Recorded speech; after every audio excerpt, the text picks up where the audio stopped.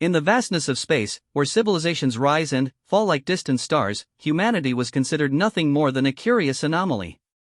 We were the species that felt too much, loved too deeply, and refused to surrender even when logic demanded it.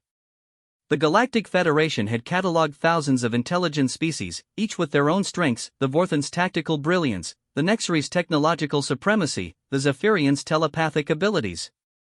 But humans? We were the emotional wildcards, unpredictable and dangerous in ways the galaxy had never encountered. What they didn't understand was that our greatest weakness was also our most terrifying weapon. Love, they called it a primitive chemical reaction. Devotion, they dismissed as biological programming. Sacrifice for others, they labeled as evolutionary malfunction. They had no idea that these very emotions would reshape the balance of power across the stars. This is the story of Captain Elena Vasquez, a warrior from Earth's Outer Colony Defense Force, and ZY, a Nexari Empire hunter whose mission was simple: capture the human alive for study. Neither expected that their encounter would ignite something that would challenge everything their respective species believed about strength, survival, and what it truly means to be alive in an indifferent universe. The galaxy was about to learn why humans had survived when countless other species had fallen into extinction. And it would all begin with a single question that would echo across the cosmos: what happens when an emotionless predator meets a species that fights not just for survival, but for love itself? Captain Elena Vasquez pressed herself against the cold metal bulkhead of the abandoned mining station, her breathing controlled despite the adrenaline coursing through her veins.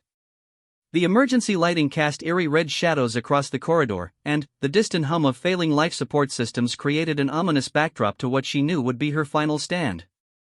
3 days ago, she had been leading a routine patrol of the Kepler 442 system when her ship, the OCDF Defiance, had detected an unknown vessel of clearly alien design. The craft was unlike anything in the Federation databases: sleek, organic-looking, with technology that seemed to bend space around it rather than simply move through it. Elena's orders had been clear: investigate and report. What she found instead was a trap that had cost her crew their lives and left her stranded on this derelict station with a hunter unlike anything humanity had ever encountered. The Nexari Empire had remained largely mysterious to human space explorers.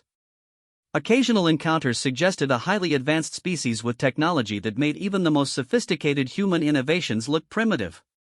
What made them truly terrifying wasn't just their superior weapons or faster-than-light capabilities, it was their complete absence of what humans would recognize as emotion. They operated with cold, calculating efficiency, treating warfare and conquest as mathematical problems to be solved rather than conflicts to be won. Elena had learned this the hard way when the alien ship had disabled her vessel with some form of energy weapon that seemed to ignore their shields entirely. The creature that had boarded her ship moved with predatory grace, its tall, lithe form covered in what appeared to be living armor that shifted and adapted to its environment. It had methodically executed her crew with clinical precision, showing no mercy, no hesitation, no recognition that it was ending lives that mattered to someone. But it had kept her alive. The realization sent a chill down her spine that had nothing to do with the station's failing environmental systems. This wasn't a rescue mission or a chance encounter. This was a hunt, and she was the prey. The creature, she had no other way to think of it, had herded her to this abandoned station like a predator driving its quarry into a dead end. Every escape route she had attempted had been anticipated, every hiding place had been discovered just moments after she abandoned it. Elena checked her sidearm for the 20th time in the past hour.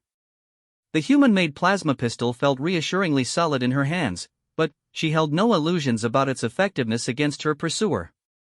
The creature's armor had absorbed direct hits from ship-mounted weapons without showing any signs of damage.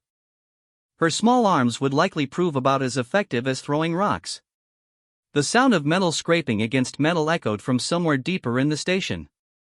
Elena's enhanced hearing, a result of genetic modifications common among outer colony defenders, allowed her to track the creature's progress through the station's maze of corridors and chambers. It wasn't trying to be stealthy, quite the opposite. It seemed to want her to know exactly where it was, to feel the walls closing in around her with each passing moment. What terrified Elena most wasn't the prospect of death. She had accepted that possibility the moment she joined the OCDF. What frightened her was the complete absence of malice in her pursuer's actions. It wasn't hunting her out of anger or revenge or even hunger. She was simply an object to be acquired, a specimen to be collected. The clinical nature of its pursuit was more unnerving than any display of rage or bloodlust could have been. As the sounds grew closer, Elena made a decision that would have seemed insane to any rational person. Instead of continuing to run, she stepped out into the main corridor and began walking toward the source of the noise. If this creature wanted to capture her alive, it would have to face her on her terms, not as a cornered animal but as a human being who chose to meet her fate with dignity. The corridor opened into what had once been the station's central command center. Banks of dark monitors lined the walls, and the skeletal remains of control stations created a maze of shadows and hiding places. Elena positioned herself in the center of the room, her weapon drawn but held at her side. She wouldn't give her pursuer the satisfaction of seeing her cower. When the creature finally appeared, Elena had to fight the urge to step backward. It was even more imposing up close than it had been during the brief glimpses she had caught aboard her ship. Nearly 7 feet tall, its form was humanoid but clearly alien, with proportions that suggested incredible speed and strength. The armor it wore seemed to move and breathe, adapting its coloration to match the environment around it. But it was the face that truly unsettled her, elegant and symmetrical in a way that suggested intelligence, but completely devoid of any expression she could recognize as emotion. The creature studied her for a long moment, its large, dark eyes reflecting the red emergency lighting like polished obsidian. When it spoke, its voice was melodious and perfectly modulated, speaking in accented but clear English that it must have learned from intercepted human communications.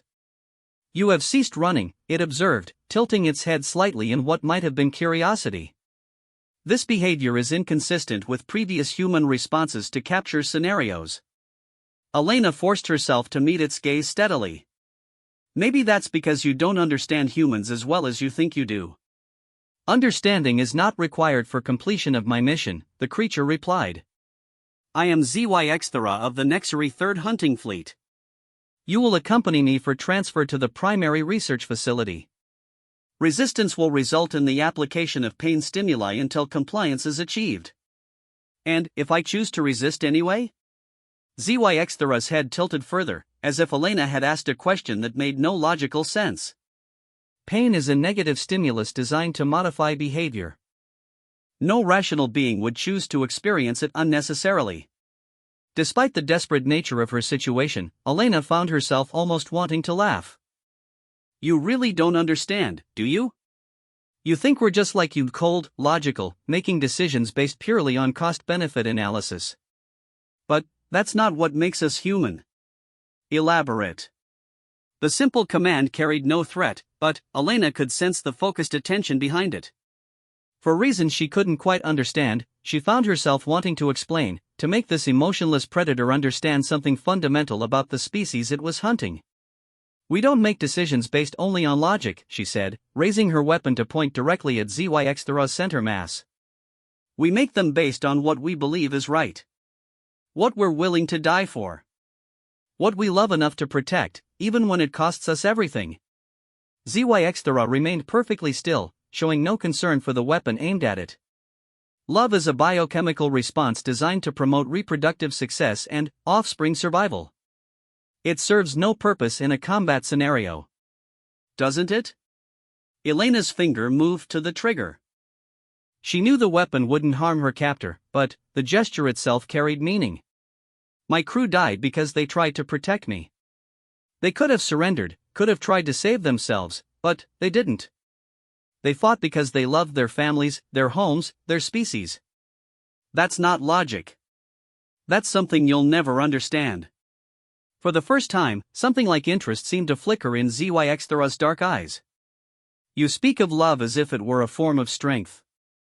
"Our research indicates it is a significant weakness that impairs judgment and reduces survival probability.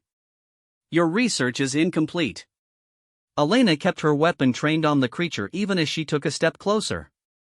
"You see love as weakness because you measure everything by individual survival. But humans don't fight just for themselves. We fight for each other. We sacrifice for each other. We die for each other. And that's what makes us stronger than you could ever imagine. Demonstrate this strength." The challenge was delivered in the same emotionless tone, But Elena sensed something different behind it. Was the creature actually curious about her words, or was this simply another form of psychological manipulation designed to break down her resistance?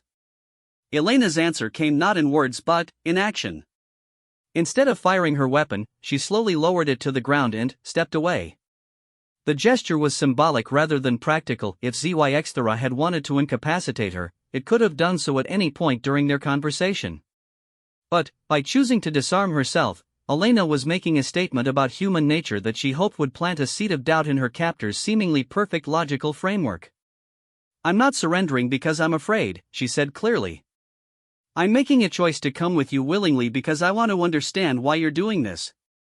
I want to know what your species hopes to learn from studying mine. And, maybe, just maybe, I can teach you something in the process." ZYXthera approached slowly, producing what appeared to be some form of restraint device from its armor. The material looked organic, like everything else about Nexari technology, and it reshaped itself to fit perfectly around Elena's wrists as soon as it made contact with her skin. "You speak of teaching as if knowledge transfer were bidirectional," ZYXthera observed. "Subjects do not instruct their researchers." "Maybe that's your first mistake," Elena replied as she felt the strange material of the restraints adjusting to her movements, restrictive but not painful. "You see us as subjects to be studied rather than people to be understood. There's a difference." "Explain this difference." Elena looked around the abandoned command center one last time, memorizing the details of what might be the last human facility she would ever see. Subjects are objects. People are individuals with their own thoughts, feelings, dreams, and fears. When you reduce someone to a subject, you lose the most important part of what makes them who they are. These intangible qualities serve no practical purpose. Don't they? Elena allowed herself to be led toward what she assumed was an exit that would take them to ZYXthera's ship. "Tell me something.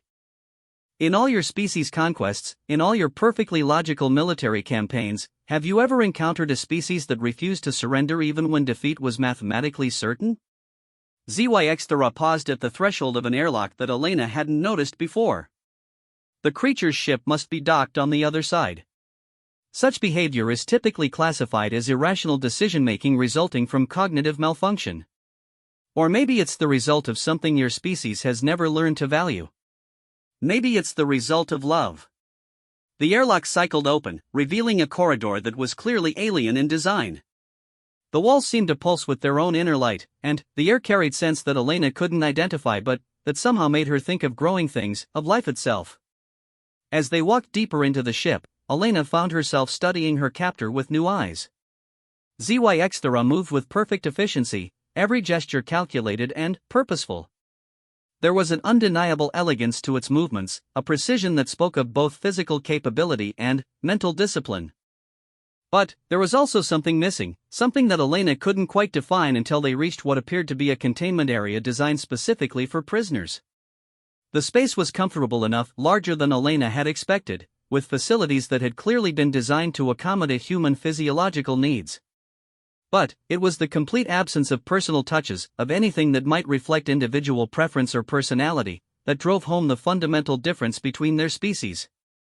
"This facility will meet your biological requirements during transit," ZYXthera informed her as the transparent barrier sealed itself between them. "Nutrition will be provided at regular intervals. Medical monitoring will ensure your continued health and stability." Elena sat down on what appeared to be a bench designed to function as both seating and sleeping surface. "How long until we reach your research facility?" "Temporal measurements are relative to stellar positioning and faster-than-light calculations. In human terms, approximately 14 of your days." 14 days. Elena nodded thoughtfully. "That's a long time to spend thinking about the differences between our species." ZYXthera had been turning to leave, but something in Elena's tone made it pause. "Elaborate." "You're taking me to your researchers because you want to understand how humans think, how we make decisions, how we function as a species. But you're approaching it all wrong.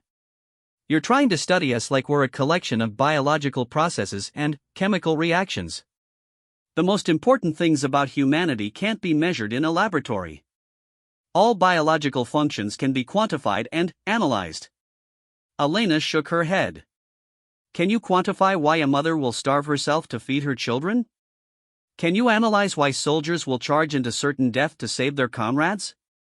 Can you measure the exact value of a promise kept or a sacrifice made? These things aren't biological functions. They're choices we make because of who we are, not just what we are. For a long moment, ZYX stood silently at the barrier. Elena could almost see something working behind those dark, expressionless eyes, not emotion, exactly, but perhaps the stirring of curiosity about concepts that didn't fit into neat, logical categories. Your words suggest that human behavior is governed by factors beyond biological programming and environmental stimuli. Exactly. Elena leaned forward slightly, sensing an opportunity to plant seeds that might grow during their long journey together. We're governed by love, by hope, by dreams of what we might become rather than just acceptance of what we are. And that's something your species might never understand if you only study us as specimens. Understanding is achieved through systematic observation and analysis. Sometimes, Elena agreed.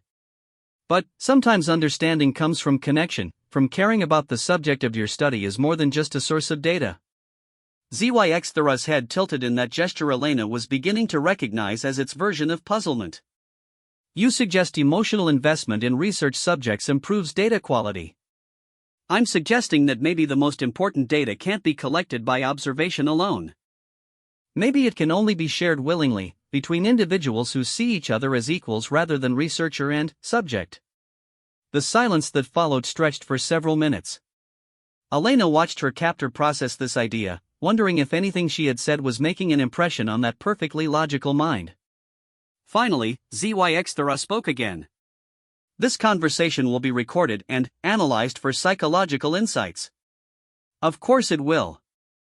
Elena smiled for the first time since her capture. But maybe someday you'll listen to those recordings again and hear something different than psychological data. Maybe you'll hear the voice of someone who wanted to understand you just as much as you wanted to understand her.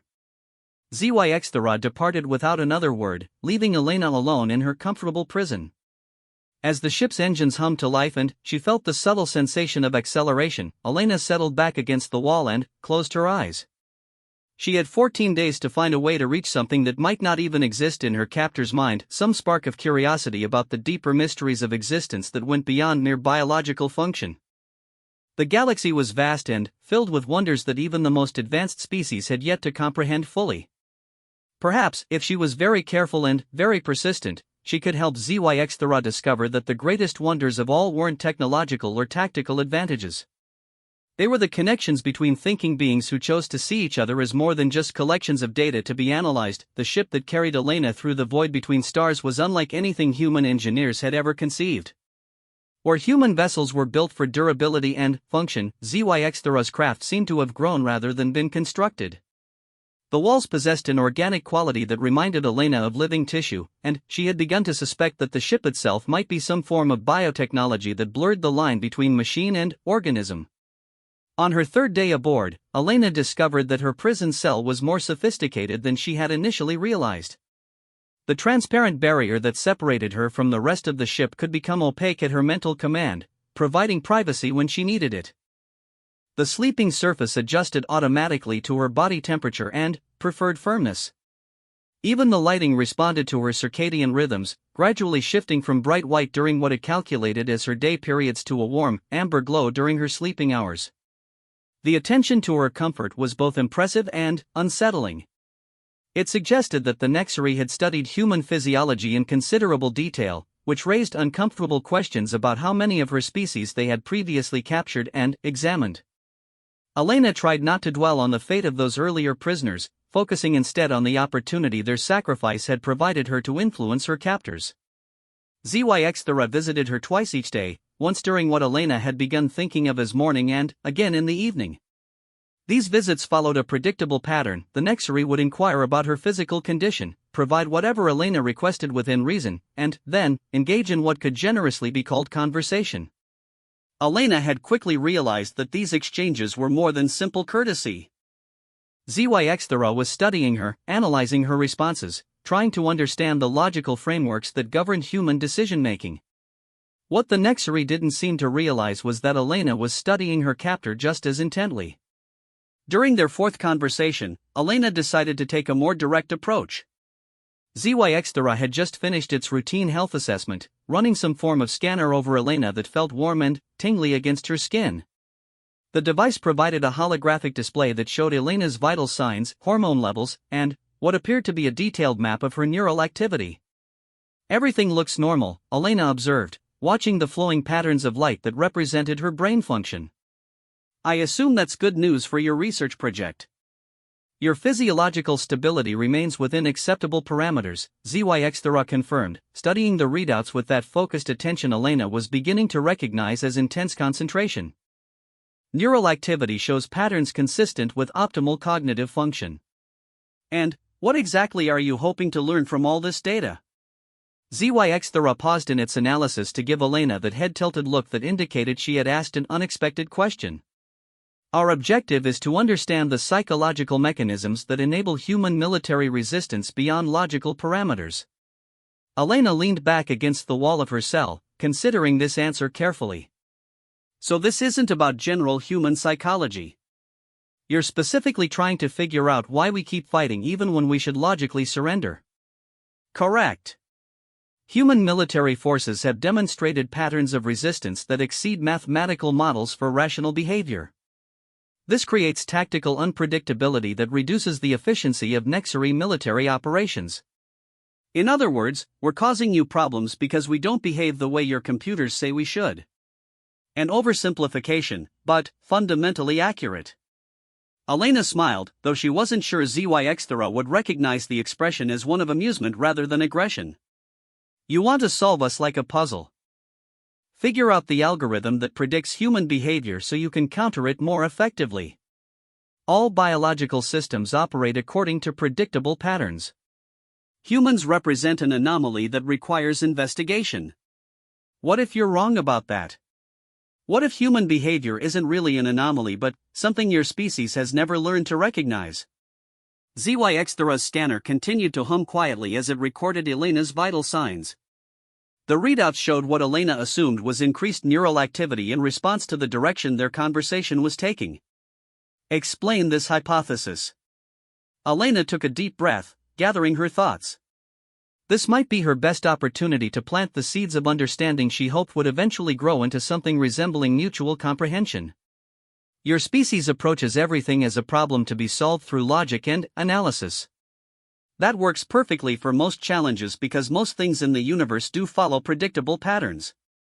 But you're trying to apply that same approach to studying love, and love doesn't work that way.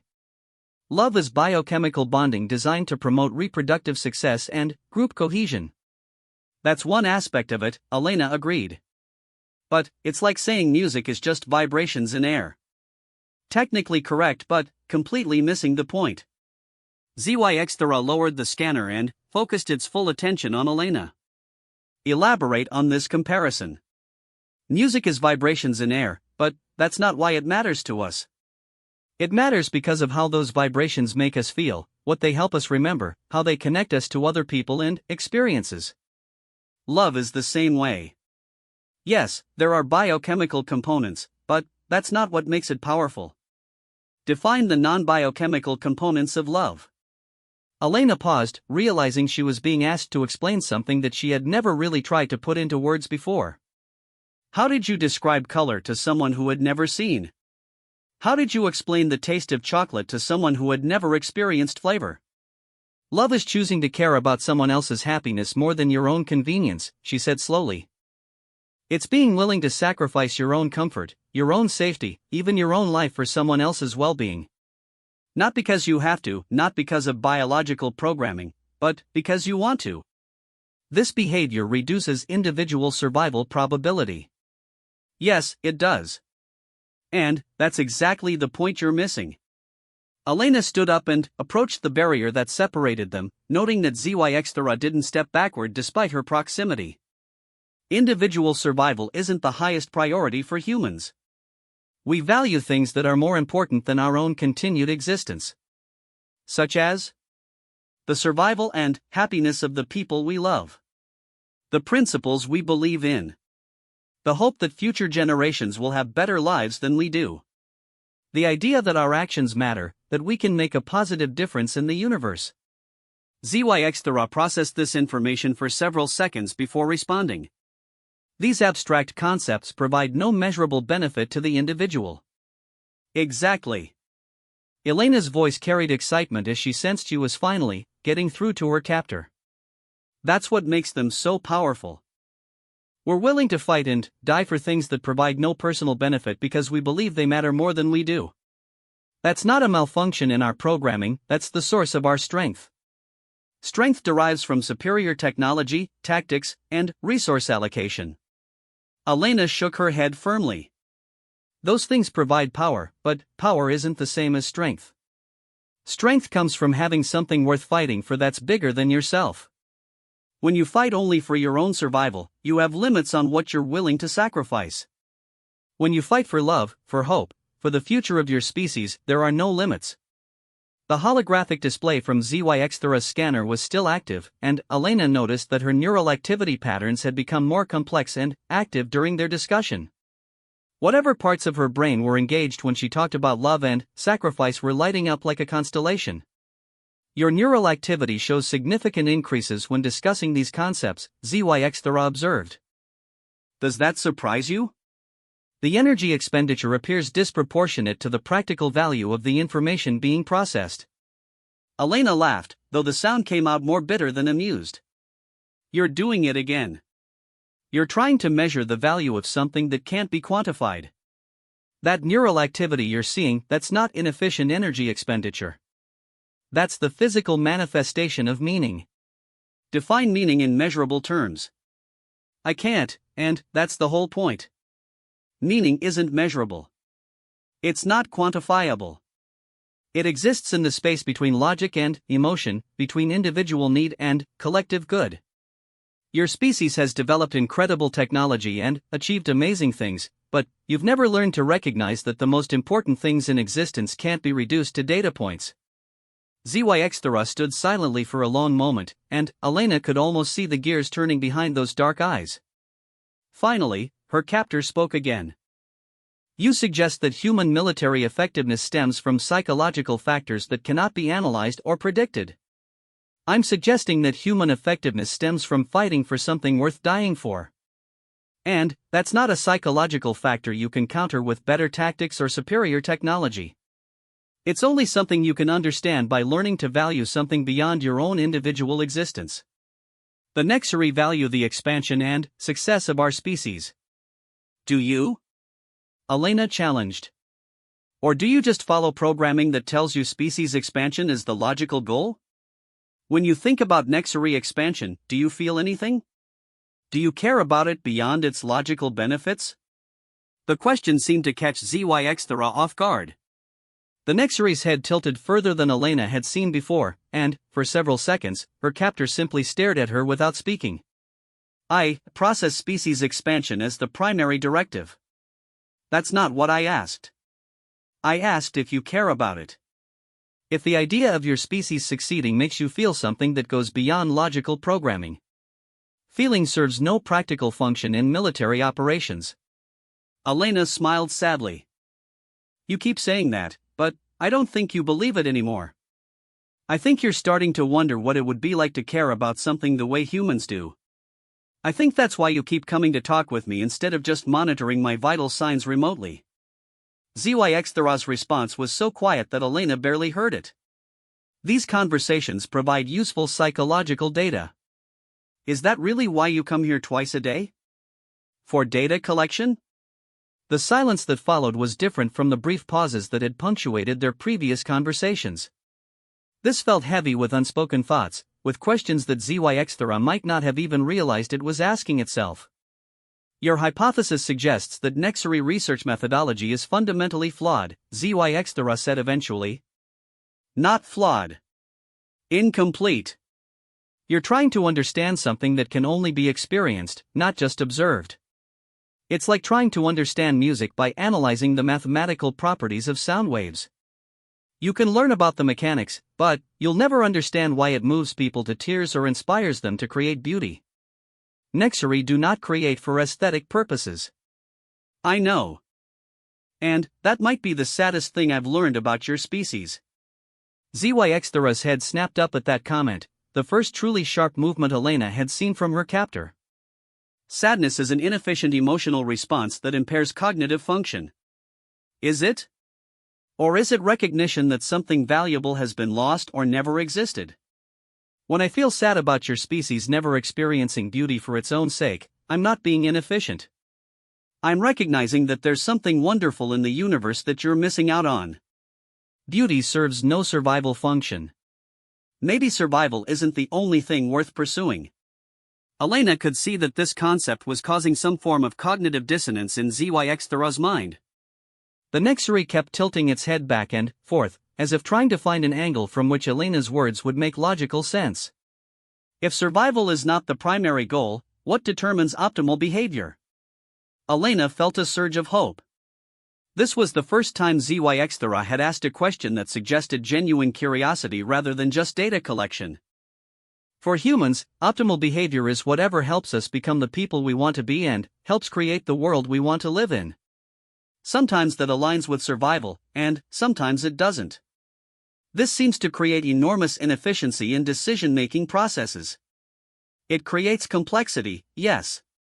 But that complexity allows for creativity, for growth, for the possibility of becoming something more than what we started as.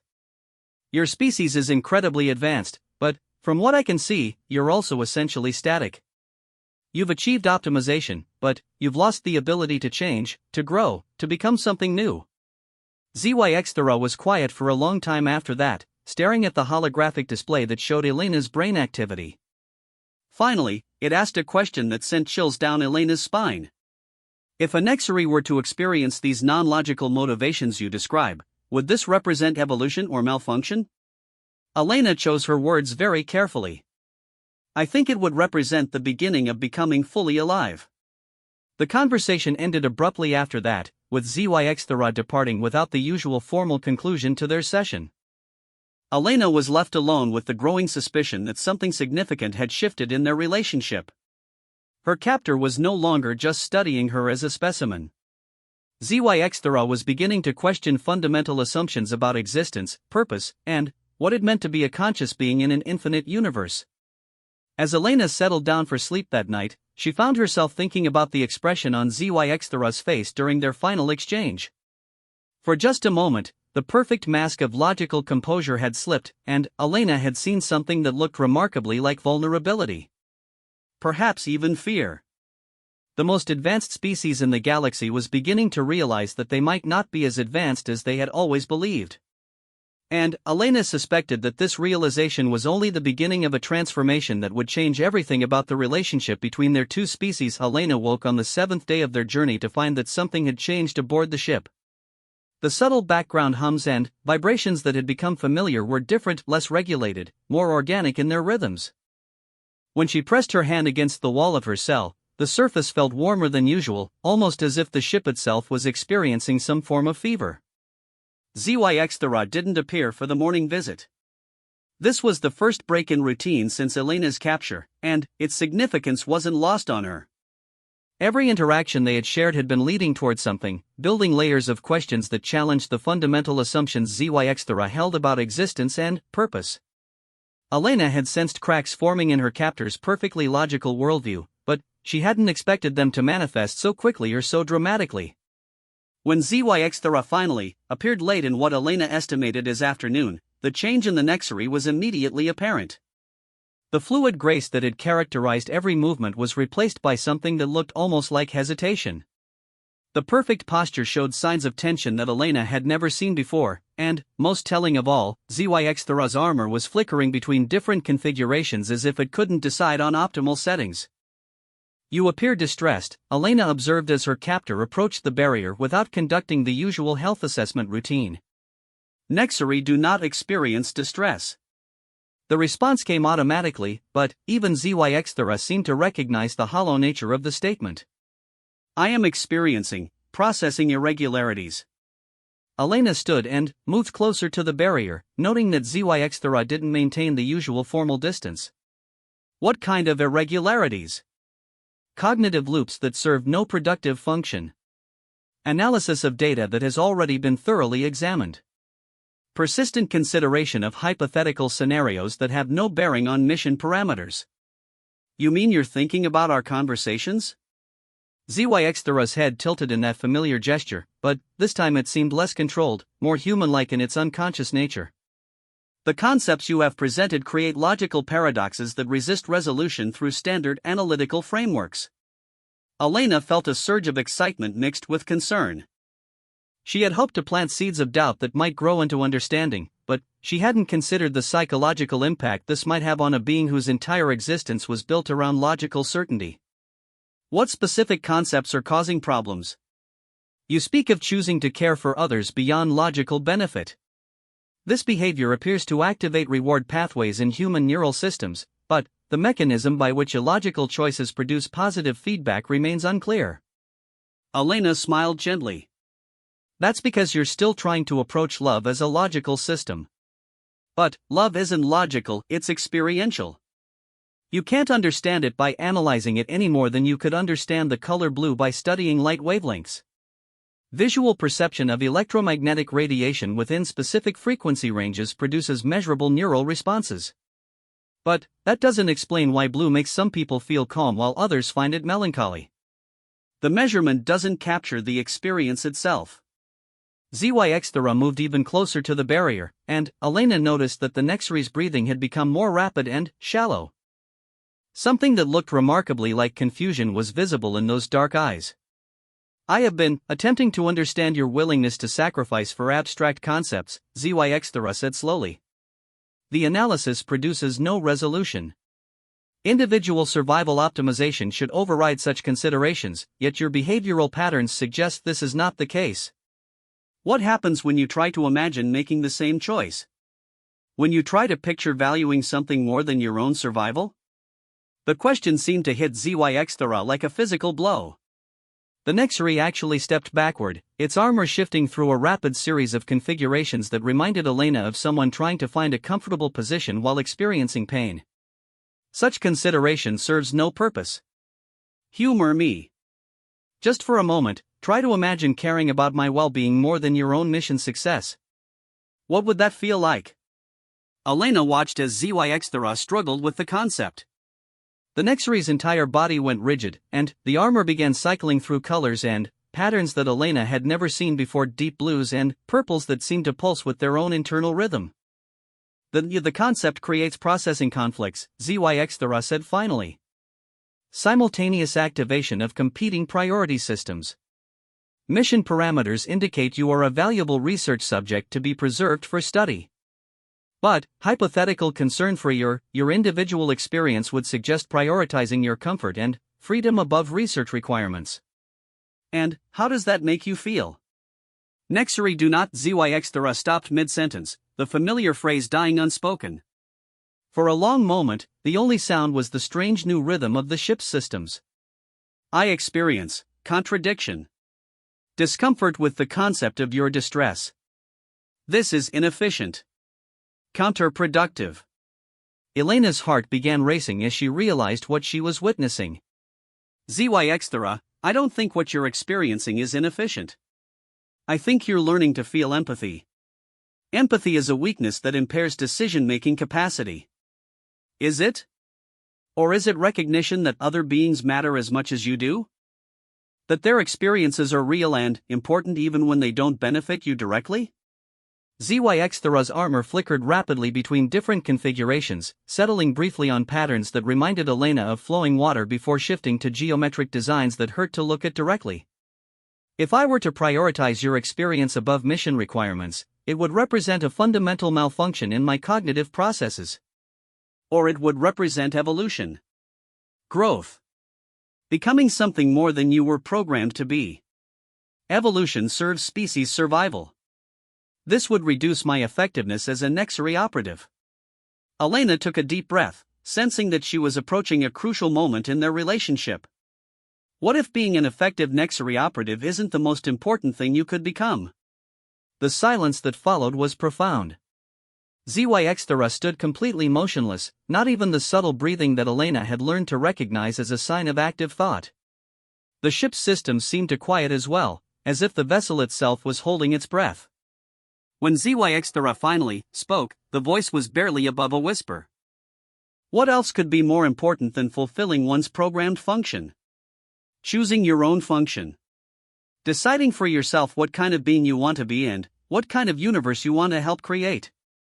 Choice implies the existence of alternatives. My function is predetermined by my nature and training. Elena pressed her hand against the barrier, wishing she could somehow reach through and make physical contact with this confused, frightened being who was struggling with concepts that challenged everything it had ever been taught. Your nature includes intelligence, curiosity, and the capacity for growth. Your training gave you skills and knowledge, but it doesn't have to determine every choice you make for the rest of your existence. You have the ability to think beyond your programming. You've been doing it for days now. Questioning programming leads to chaos, inefficiency, loss of purpose. Sometimes. But it can also lead to discovery, to becoming something greater than what you started as, to finding purposes that matter more than the ones you were given. ZYX's armor had shifted to a pattern Elena had never seen before, soft, organic curves in shades of green and gold that seemed to breathe with their own life.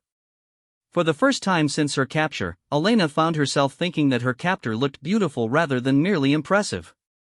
If I were to explore these alternative purposes you describe, what would happen to my identity as ZYX of the Nexary 3rd Hunting Fleet?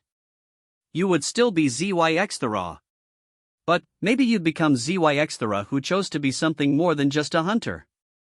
Maybe you'd become ZYX who learned to value beauty, or friendship, or the simple joy of helping someone else be happy. These concepts have no meaning in Nexary society. They could have meaning in your individual existence. You don't have to choose between being Nexary and being more than what your species has traditionally become. ZYX approached the barrier until only inches separated them. This close, Elena could see details she had missed before: the way the armor seemed to integrate with the Nexary's natural skin, the subtle variations in coloration that might indicate emotional states, the almost human-like structure of hands and facial features beneath the alien elegance. If I were to prioritize your well-being above my mission, ZYX said slowly, what would you request? Elena felt tears forming in her eyes as she realized the magnitude of what was happening. This wasn't just intellectual curiosity anymore. ZYX was genuinely considering alternatives to its programmed behavior. I would ask to be treated as a friend rather than a specimen. I would ask for the chance to learn about your people while sharing more about mine. I would ask for the opportunity to understand why this conversation is so frightening to you. Friendship is a reciprocal relationship based on mutual care and understanding. Yes, it is. I am not certain I possess the capacity for such relationships. Elena smiled through her tears. You've been demonstrating that capacity for the past week. Every time you visited me, every question you asked about human nature, every moment you spent trying to understand rather than just analyze, those were the actions of someone capable of friendship. But I am still your captor. I am still taking you to researchers who will study you against your will. Elena nodded. That's true. But you're also the being who's been struggling to understand why that troubles you. You're the one who asked what it would feel like to prioritize my well-being. Those aren't the thoughts of a simple captor following orders. ZYX's armor shifted again, this time settling into a pattern that reminded Elena of sunlight on water, fluid, beautiful, and somehow peaceful. If I were to alter the parameters of this mission, it would require deceiving my superiors about the nature of our interactions. Only if you felt that our interactions were worth protecting. Deception is contrary to Nexary protocols. Lots of valuable things are contrary to somebody's protocols. The question is whether you think some things are important enough to risk protocol violations. Elena watched as ZYX processed this concept. The Nexary's breathing had become deeper and more regular, and the frantic armor shifts had slowed to gentle, rhythmic patterns that seemed to match its heartbeat, assuming Nexary had hearts. You have altered my cognitive processes in ways that appear to be irreversible, ZYX said finally. I find myself concerned about your fate at the research facility. I find myself questioning whether the knowledge gained from studying you would justify the distress it would cause. And what do those concerns tell you about who you're becoming? They suggest that I am malfunctioning in ways that may be permanent. Elena laughed, but it was warm laughter filled with affection rather than mockery. They suggest that you're learning to care about someone other than yourself. That's not a malfunction, that's the beginning of wisdom. Wisdom is accumulated knowledge applied to decision-making processes. Human wisdom is. But maybe there's another kind of wisdom, the kind that comes from understanding that knowledge without compassion is incomplete. The kind that recognizes that the most important truths aren't found in data but in the connections between conscious beings who choose to care about each other. ZYXthera placed its hand against the barrier directly opposite Elena's. Through the transparent material, Elena could see the intricate patterns that decorated the Nexary's palm, not technological interfaces, but what looked almost like natural markings that resembled flowing script in an unknown language. If I choose to value your well-being above mission requirements, ZYXthera said quietly, what would that make me? Elena pressed her hand against the barrier, aligning it with ZYXthera's. It would make you free. The word seemed to resonate through both of them, creating a moment of perfect understanding that transcended the differences between their species. In that instant, Elena saw past the alien features and advanced technology to recognize something fundamentally familiar, another conscious being struggling to understand its place in an infinite universe, discovering that the most important answers couldn't be found in databases or programmed responses. They were found in the choice to care about someone else's happiness as much as your own. The ship's transformation became more pronounced over the following days. What Elena had initially mistaken for mechanical systems revealed themselves to be something far more complex, a biotechnological symbiosis between ZYXthera and the vessel itself. As her captor's emotional awakening continued, the ship responded with changes that seemed to reflect internal states Elena was only beginning to understand. The walls had taken on new colors and textures, shifting from the sterile functionality of a military vessel towards something that felt more like a living habitat. Bioluminescent patterns pulsed through the corridors in rhythms that reminded Elena of breathing or heartbeats. The air itself had changed, carrying scents of growing things and distant rain that made Elena think of home despite their location in the void between stars. ZYXthera's visits had become less formal and more frequent. The rigid schedule of twice-daily assessments had given way to irregular conversations that lasted for hours. Elena found herself looking forward to these interactions with an intensity that surprised her. What had begun as psychological strategy, an attempt to humanize herself in her captor's mind, had evolved into something approaching genuine friendship. On the 10th day of their journey, ZYXthera arrived carrying something Elena had never seen before.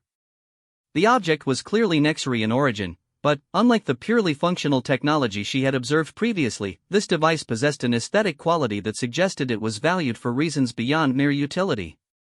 It resembled a crystalline flower, its translucent petals shifting between colors that didn't quite exist in Earth's spectrum. I wish to share something with you, ZYXthera said, settling into what had become its customary position close to the barrier. This is a memory crystal from my birthplace on Nexar Prime. Elena moved closer, fascinated by the subtle play of light within the crystal's structure. It's beautiful. What does it do? Memory crystals preserve sensory experiences for later review.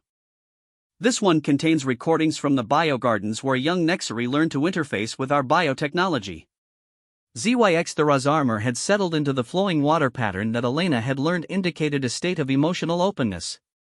I have been remembering my experiences there and comparing them to your descriptions of Earth's natural environments. You're feeling nostalgic. I am experiencing psychological resonance with past experiences that previously held only historical significance. Elena smiled at ZYXthera's continued attempts to describe emotions in clinical terms. That's exactly what nostalgia is. You're remembering a place that was important to you and feeling connected to those memories in a way that goes beyond just data storage. ZYXthera activated the memory crystal with a gentle touch. The air above the device shimmered and, then, resolved into a three-dimensional projection that took Elena's breath away.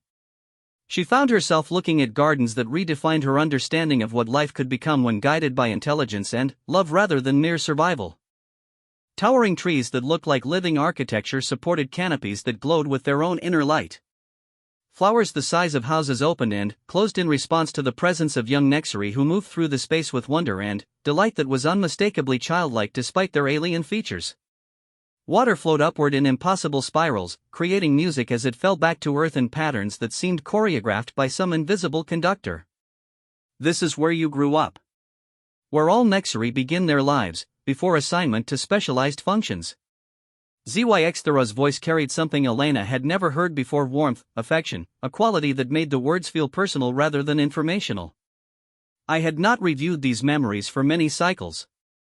I had classified them as irrelevant to my current function. Elena watched young Nexari playing among the impossible gardens, their movements fluid and joyful in ways that seemed completely at odds with the rigid efficiency she had observed in adult members of the species. What changed? Why did you want to share this with me? Your words about beauty serving purposes beyond survival function caused me to reconsider experiences I had categorized as merely educational. When I observe these images now, I recognize something I had not previously identified. What's that? ZYXthera was quiet for a long moment, watching the projection of its younger self discovering some new wonder among the biogardens. Happiness. I was happy in that place, among those experiences. Not because they served survival functions or advanced my training, but because they were beautiful. Elena felt tears forming in her eyes as she witnessed this moment of recognition. You're remembering what it felt like to experience joy for its own sake. The emotion serves no practical function, yet I find myself missing it. Wishing to experience it again. The memory crystal continued to project scenes of childhood wonder: young Nexari learning to communicate with the living technologies that served as tools and companions, discovering the intricate relationships between different species in the gardens, experiencing awe at the complexity and beauty of life itself. ZYXthera, Elena said gently, do you realize what you're telling me? I am sharing historical data about my developmental period. Elena shook her head. You're telling me that your species was capable of joy, wonder, and aesthetic appreciation before you were trained out of those capacities. You're telling me that the cold efficiency I've observed isn't your natural state, it's something you were taught. The projection flickered as ZYXthera's control over the memory crystal wavered. Efficiency and logical analysis are necessary for adult function in Nexari society. But they cost you the ability to experience happiness. They cost your entire species the ability to find joy in beauty, in discovery, in the simple pleasure of being alive in a universe full of wonders. These capacities are classified as juvenile traits to be outgrown. Elena moved as close to the barrier as possible, wishing desperately that she could reach through and comfort this being who was confronting the magnitude of what had been taken from it. What if that classification is wrong? What if those capacities are the most valuable things any conscious being can possess? The memory crystal's projection shifted to show an older Nexari, probably an instructor, guiding groups of young ones through lessons that gradually taught them to suppress their emotional responses, to analyze rather than experience, to function rather than live. Elena watched in horror as the joy slowly faded from the young being's movements, replaced by the mechanical precision she recognized in adult Nexari behavior. This is what they did to you, she whispered. They took away your ability to feel joy and called it education. The training is necessary for societal function. The training is creating a society of beings who have forgotten how to be truly alive. ZYXthera deactivated the memory crystal, plunging them back into the ship's standard lighting. But something had changed in the Nexari's bearing during their review of the childhood memories. The perfect posture had given way to something more relaxed, more natural. The armor's patterns had shifted to organic designs that seemed to breathe with their own rhythm. If what you suggest is accurate, ZYXthera said slowly, then my entire species exists in a state of artificial limitation. Not artificial, chosen. Imposed by previous generations who believed that emotion was weakness rather than strength. But that means it can be changed. You can choose to reclaim what was taken from you. Such choice would require abandoning my current function, my identity as a Nexari operative. Elena felt her heart racing as she recognized the crossroads they had reached. Everything they had shared, every moment of connection and understanding, had been leading to this decision point. Would that be such a terrible thing? It would mean becoming something unprecedented in Nexari history. It would mean becoming the first Nexari in generations to choose happiness over efficiency. The first to value love over logic. The first to remember that being alive is about more than just surviving. ZYX stood and began pacing in front of the barrier, moving with agitated energy that spoke of internal conflict. If I were to make such a choice, what would happen to my mission? To my responsibilities to the Third Hunting Fleet? Elena took a deep breath, knowing that her next words might determine not only her own fate but the future relationship between their species. You could complete your mission differently. Instead of delivering me to researchers who see me as a specimen, you could choose to facilitate genuine communication between our peoples. You could help both humans and Nexari understand each other as individuals rather than just tactical problems to be solved. This would require deception of my superiors. This would require courage to do what you believe is right instead of just what you were told to do. ZYX stopped pacing and fixed Elena with that intense stare that indicated deep cognitive processing. If I were to pursue this alternative approach, what would you contribute to such an arrangement? Elena felt hope flowering in her chest. I would help you learn everything I can about human nature, not as research data but as shared understanding between friends. I would work with you to develop communication protocols that could prevent the conflicts our species seem headed toward. And I would help you rediscover the joy and wonder that your people have forgotten how to experience. You would accept partnership with a being who has been your captor? I would accept friendship with a being who chose to become something better than what they were programmed to be. The silence that followed was charged with possibility. Elena could almost see the decision being made behind ZYX's eyes, the moment when programmed obedience gave way to conscious choice, when following orders was replaced by following personal conviction. There is a research station 3 days from our current position, ZYX said finally. It is staffed by Nexari who have never questioned the value of our current approach to understanding other species. If I deliver you there as originally planned, you will spend the remainder of your life as an experimental subject. Elena nodded, though her throat felt tight with fear. And if you don't deliver me there? Then, I become a rogue operative acting against direct orders from the Third Hunting Fleet. My ship's biotechnology will mark me as unreliable, possibly dangerous to Nexari interests. That sounds terrifying. It is. ZYX's armor shifted to a pattern Elena had never seen before, deep blues and silver that seemed to shimmer with starlight. It is also exhilarating in ways I lack terminology to describe. Elena laughed despite the gravity of their situation. That feeling you can't describe? That's excitement.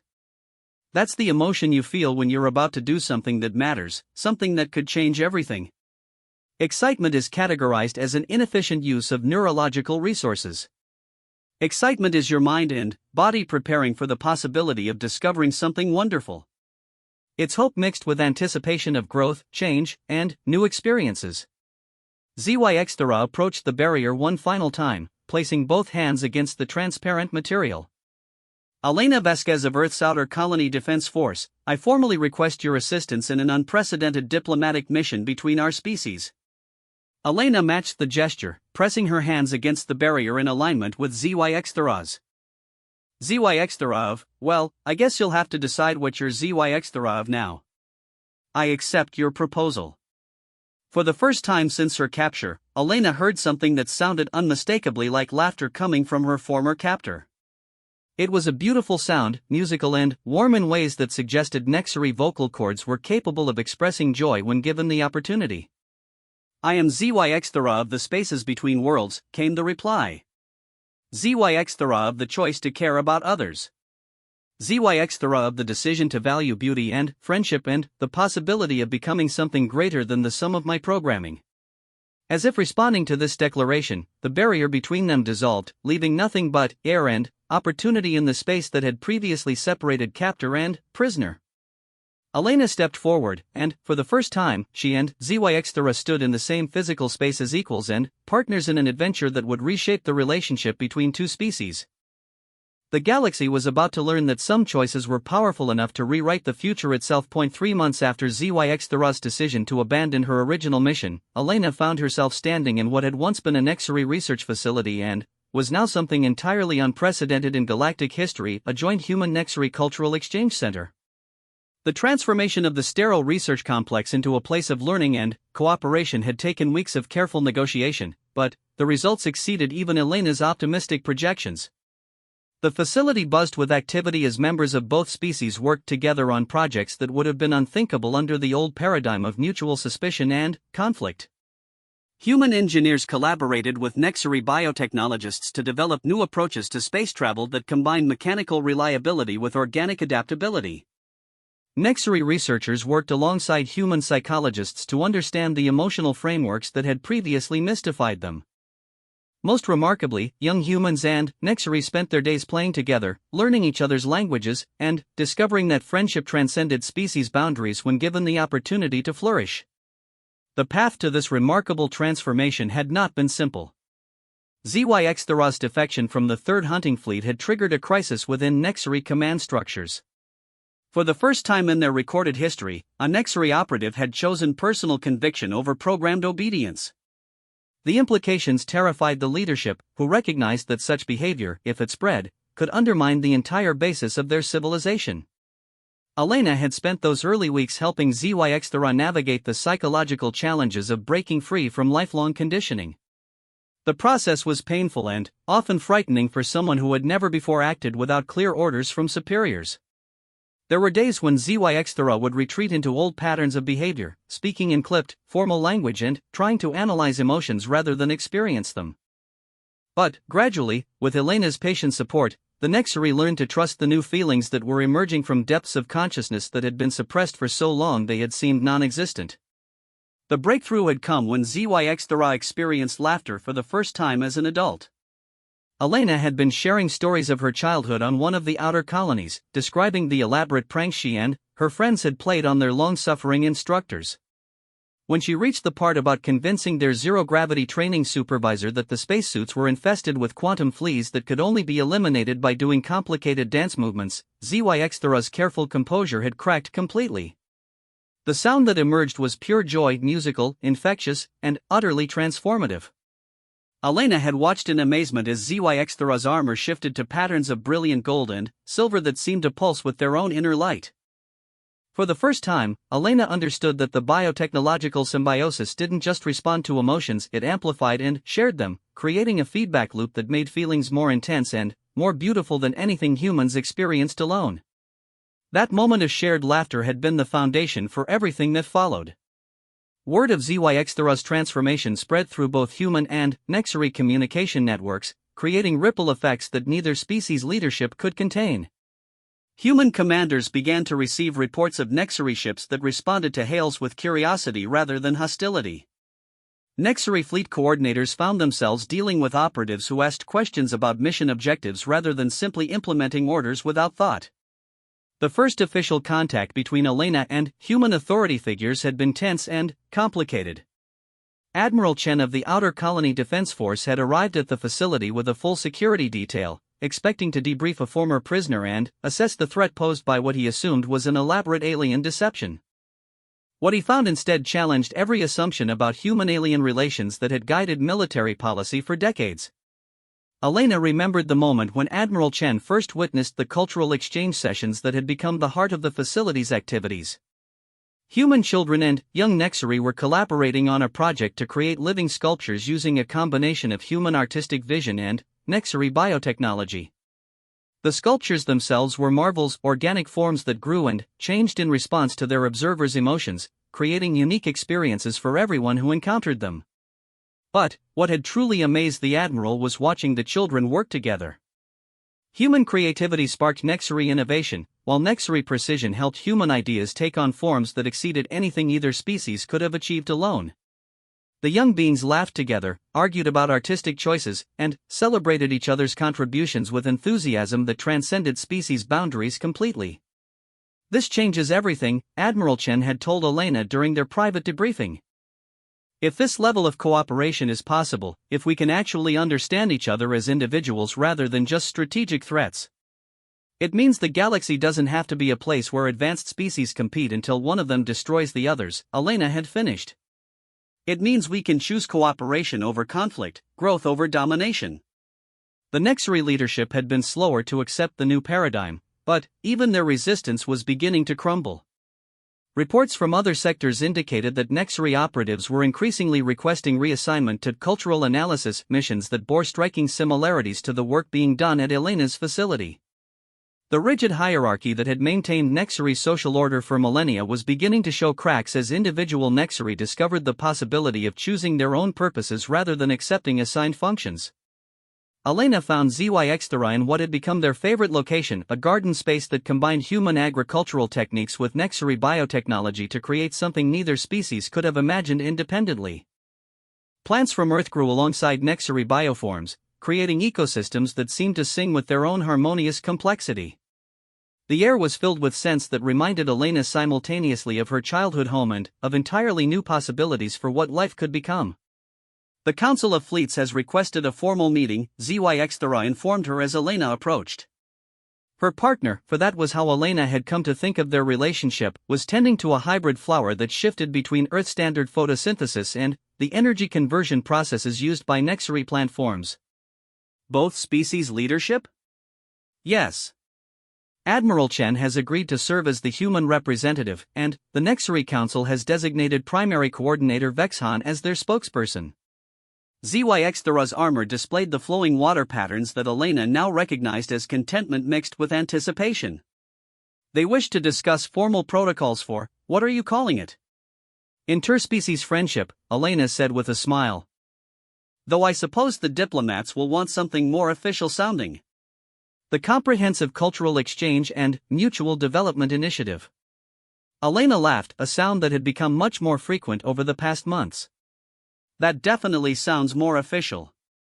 When is this meeting supposed to happen? 2 weeks from now, here at the facility. They want to observe our work firsthand before making any policy decisions. Elena nodded, though she felt a familiar twist of anxiety in her stomach. The past months had been like living in a bubble of possibility, a space where the normal rules of galactic politics didn't apply. The upcoming meeting would determine whether their experiment in interspecies cooperation could survive contact with the larger political realities that governed both human and Nexury societies. Are you nervous? She asked ZYX-Thera. I am experiencing anticipatory stress regarding potential negative outcomes, ZYX-Thera replied in the clinical language that still emerged when discussing difficult emotions. Then, with visible effort toward the more natural communication style they had been developing, yes. I am nervous. I fear that our achievements here may not be sufficient to overcome the institutional resistance to change. Elena took ZYX-Thera's hand, a gesture that had required months of gradual adaptation for both of them. Human hands and Nexury hands were similar enough in structure to allow for meaningful touch, but different enough to serve as a constant reminder of the distance their friendship had bridged. Do you remember what you told me about efficiency and optimal outcomes? That Nexury society prioritizes efficiency in all operational parameters. And what did I tell you about human approaches to problem solving? ZYX-Thera's armor shifted to patterns that Elena had learned indicated affection and amusement. That humans prioritize solutions that make people happy rather than solutions that are merely effective. Right. And what have we discovered works better, purely efficient solutions, or solutions that make people happy? Our hybrid approaches consistently produce outcomes that exceed the capabilities of either purely human or purely Nexury methodologies. Elena squeezed ZYX-Thera's hand gently. So maybe the Council of Fleets and Admiral Chen need to see that efficiency and happiness aren't contradictory goals. Maybe they need to understand that the strongest solutions come from combining the best aspects of our different approaches rather than choosing one over the other. They walked together through the garden, observing the daily miracle of human and Nexury beings working together toward goals that served everyone's interests. Elena watched a human botanist explaining earth plant reproduction to a group of fascinated young Nexury while their Nexury mentor demonstrated bioform adaptation techniques that had the human children gasping with wonder. There's something else I want to discuss with you, ZYX-Thera said as they reached a secluded area where earth roses grew alongside Nexury light flowers. I have been in communication with other former operatives who have requested reassignment to cultural analysis missions. Elena felt her heart rate increase with excitement. How many others? Currently, 47 former military operatives have reported experiencing what they term processing irregularities similar to my own transformation. They have requested permission to establish additional cultural exchange facilities throughout the galaxy. And what did you tell them? I told them that such decisions should be made cooperatively between human and Nexary participants. ZYX Thera's armor shifted to the brilliant gold patterns that Elena had learned indicated intense joy. I told them that the most important discoveries happen when conscious beings choose to care about each other's well-being. Elena felt tears forming in her eyes as she realized the magnitude of what they had accomplished. What had begun as one Nexary's personal crisis of conscience was becoming a galaxy-wide transformation in how advanced species approached their relationships with each other. The galaxy is going to be a very different place in a few years, she said softly. Yes, it is. ZYX Thera moved closer, and Elena felt the subtle warmth that radiated from Nexary biotechnology when its host was experiencing strong positive emotions. And we will continue to be part of that transformation, together. Elena looked up at the artificial sky above their garden, where stars and nebulae created a view that combined the beauty of space with the comfort of a protected environment. Somewhere out there, other humans and Nexary were beginning their own journeys toward understanding. Somewhere, children of both species were learning that friendship was possible across any distance, any difference. The galaxy had been a cold place when she first encountered ZYX Thera, vast, indifferent, filled with species that saw each other as obstacles to be overcome rather than partners in the magnificent adventure of existence. But love, Elena had learned, was a force that could reshape entire civilizations when given the opportunity to grow. As if responding to her thoughts, the bioluminescent flowers around them began to pulse with synchronized light, creating patterns that spoke of connection, hope, and the infinite possibilities that emerged when conscious beings chose to care about each other more than they cared about their own individual survival. The space girl who had wanted to seize her had indeed captured something, not a prisoner for study, but a partner in the greatest discovery any species could make. They had learned that the universe was not a place where only the strongest survived, but a place where love could transform weakness into strength, isolation into connection, and fear into wonder. And, as word of their success spread to every corner of the galaxy, other species began to ask themselves a question that would reshape the future: what might be possible if we chose cooperation over conquest, understanding over domination, love over fear? The answer, Elena knew, would be more beautiful than anything the galaxy had ever seen.